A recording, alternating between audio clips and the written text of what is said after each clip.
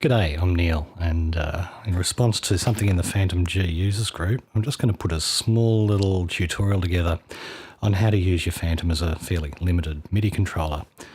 You've got to understand the Fantom, we all know, has just got very few controls that are actually going to send MIDI out to other stuff. We've got our 4 knobs, our 8 faders, our 2 switches, and a few transport controls.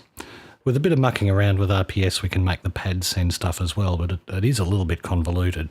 And in all honesty, you're going to be better off buying something like this. Very bad light here at the moment, so that screen doesn't go too bright. But the Korg Nano Control 2 can save you a lot of mucking around for about $80 Australian. And the big mama of them for me that I've got that I love using as a MIDI controller is the Novation Zero SL Mark II. Which I find does more than I need. But that said, if you want to keep a nice simple setup, the Fantom will do the job. So let's first have a look at how we do it. First of all, with the MIDI family, we'll all be familiar with continuous controllers and note on and note off. But there are a couple of other little goodies in that MIDI family tree called MMC, MIDI machine code, and that one will take care of all the transport controls like sending your play and your stop and your back up a bar and stuff like that. And MTC, MIDI time code, which takes care of all the synchronization messages. And those two are there specifically to allow two different things that need to stay in synchronization with each other to do so. And that's what we're going to do. We're going to link up the synchronization in Logic with the synchronization in the Fantom sequencer, even though we're not using the Fantom sequencer. Now, I haven't got this down to a completely fine art yet with the synchronization, and hopefully somebody can tell me how to fine-tune it, but we'll have a little bit of a go. What we do is we usually make one of the two devices the MIDI machine code master, and we make the other one the MIDI time code master. So what we're going to do today, we'll make the Fantom the MMC master, and we'll make Logic the MTC master. So Logic's going to respond to the Fantom's transport controls, and the Fantom will be taking all its timing and position info from its sequencer in Logic. So at this point, let's have a bit of a look up at the setup of the Fantom. First of all, I've turned off the local switch, so none of the Fantom sounds are part of this video. It's all going to relate to sounds that are in Logic, and I suppose I'd better get this thing out of the way. It's all going to respond to Logic. So I've got one instrument, which is a piano, and it's a Native Instruments Kontakt piano. And what I'm going to do now is set the Fantom up, and then we'll get into the Logic side of it. Because I'm dealing with things that are over in the computer, I tend to come over here and set my thing in single mode to external, which means I'm not using any of the Fantom sounds now, but I am sending MIDI out. The second thing, obviously, I'm going to want to do is make sure I am transmitting MIDI. So I press the pad mode button, press pad 10 for the MIDI transmit switch. And in my case right now, I've got pad 1 lit up, meaning that I am actually transmitting some MIDI out. Best way to check, play your keyboard and make sure that you've got some action up the top. And you've got your MIDI in, but I'm sure you've got all of that well and truly under control. Next step, hit menu, and then System, and go to the Synchronization and Tempo area. Have a good look at the switches here. We want this to be set up like this. We particularly want it to be the master for MMC and to output its MMC messages. If you weren't connected to a computer, you'd leave that MMC output off. We do not want the Fantom sending any synchronization messages to Logic and confusing it, so we leave that off. But I still do have a frame rate set here to try to match what gets set up in Logic, and I've got nothing else particularly set up. So go into your menu, set your project sync and tempo settings like that.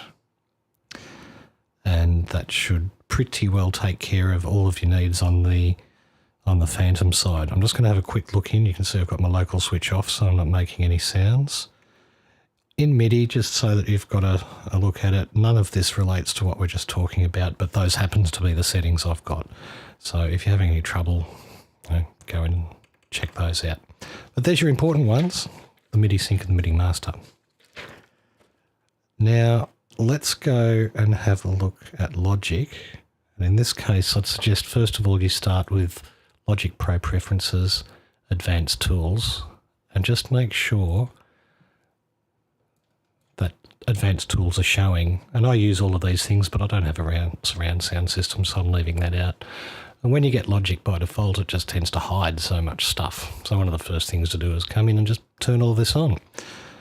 So now that that's done, we need to walk through all of the project settings. So in this setting I'm doing now, the first thing I'm going to do is go to Logic's project settings and have a good old look at the Synchronization tab, because there's a couple of things in here that we need to play with. You'll notice that that frame rate matches what I had before. I've left the sync mode on manual. I'm telling it to validate timecode every 6 SMPTE frames, and so that's basically my initial setup. And now we go over to the Midi tab here, and you see I'm transmitting Midi clock messages to the Fantom G, so that its sequencer will pick these up. I'm also transmitting Midi timecode to the Fantom G, and I am listening to any machine Midi code input from the Fantom. If you don't have a tick here, your project is not going to respond to any of your Midi controllers, transport controls, regardless of what you've got. So you have to put a tick here. But leave that one out, and then let's have a look at the Midi sync preferences. In the Midi sync preferences, this is what I've got set up. I haven't touched anything, so it is what it is. Now when I close all of that off, it tends to work, but the record button doesn't work. So on the Fantom, I haven't been able to get the jump and the loop buttons or the record button to do anything much, because the record button just wants to set up the Fantom sequencer to record. It doesn't seem to send a standard MMC message for recording. So I've actually found my cheapo nano control quite a bit more useful for this sort of thing. However, it does move back and forth, because at this point I can use, I sometimes find that I've got to press song, go into song mode, and then it'll work, like you're seeing now. So right now I'm pressing the back to beginning button on the Fantom, and it goes back to the beginning. I'll press play, and it's working. I'll press play again, nothing happens. I'll press stop, and it's not doing too bad. So let's record something and have a little bit of a play here. And I have to press record, of course, on the Fantom for this to work. So let's try that out.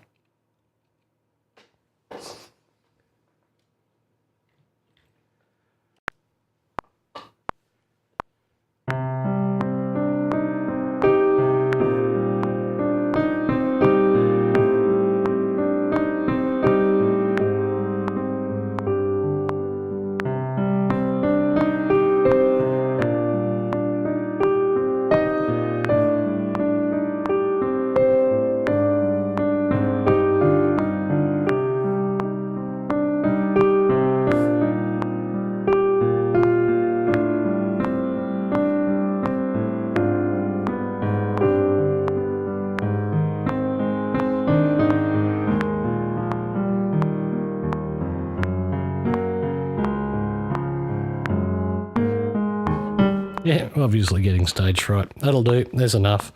I'm now going to press stop on the Fantom, and it stops. Take it back to the start, jump forward a bar or two, hit play.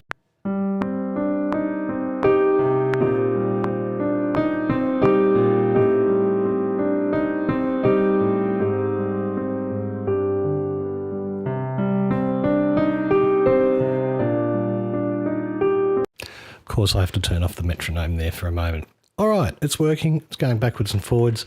That's a good start. Now, one of the other things in the inquiry was about how to use some of the faders. In terms of faders on the mixer, I'd have to set up a control surface, which I won't do in this video. But you can do it. It can be done. But it's messy. I'm not really sure why you'd do it. You could probably control your first 8 volume tracks with those faders, and then perhaps use your switches to move you back and forth between other banks of 8 within Logic. At this stage, though, the other question was about how to control your plugins. Now, a lot of that depends on how your plugin's set up, but what I'll do is show you the one I was just using now, which is it's the New York Concert Grand from Native Instruments, playing in Kontakt. Now, Kontakt makes this sort of thing really, really easy. So this is the instrument that I was using.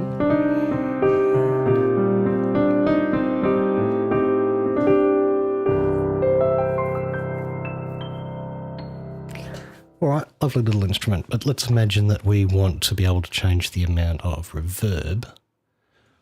So what I'll do is click Learn MIDI CC Automation, wiggle my knob, and suddenly it's learned it. So I can change the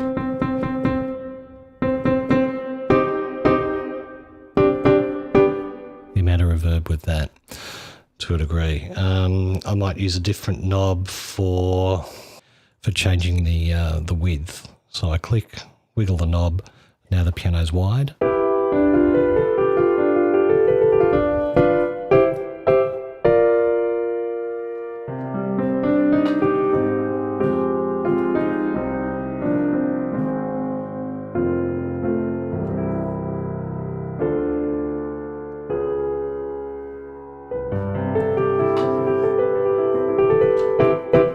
So I'm getting that control all directly from the Fantom without having to use the mouse.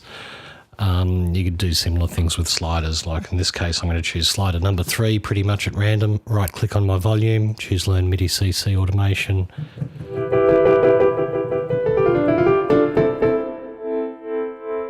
And wiggling that particular slider on the Fantom now lets me do that. If I then save my instrument, it'll work that way for me next time. So that's really all I've got for you today. There are synchronization issues though, because if we look here, I'll go back to the start, and when I play, you can see Logic's timing here, and you can see the timing here don't completely sync up. So if I stop it, 601 160, 611 157. They're different ways of displaying timing, but they're not completely synchronized.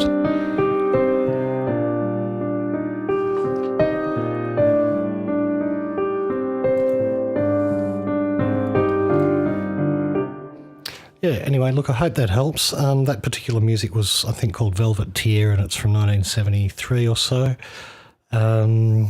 Fresh Air 2 by Chip Davis. He wrote that beautiful bit of piano music. Lots of lovely piano on that album.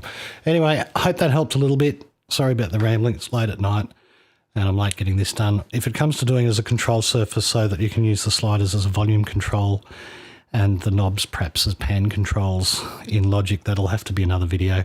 And the pads are completely separate beast because they're really built for internal work with the Fantom. And if you use RPS and you program a single control change message or note message into a phrase, and then use RPS mode on this to send or play or trigger that phrase, it'll then send that MIDI stuff out as well. So the pads can be used in a limited way as a controller as well. But seriously, a couple of nano control and a nano pad for about $80 each will definitely set you back less and be easier to operate. Anyway, have fun. Thanks. Bye.